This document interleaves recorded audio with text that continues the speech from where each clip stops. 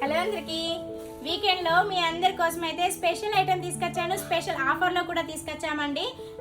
చాలా బల్క్ లో కూడా తీసుకొచ్చాము. మీరైతే ఈ వీడియోను స్కిప్ చేయకుండా చూడండి. లాస్ట్ కి ప్రైస్ అయితే రివీల్ చేస్తాను. నేను మోడల్స్ అయితే చూపిస్తా, ఒకసారి చూడండి.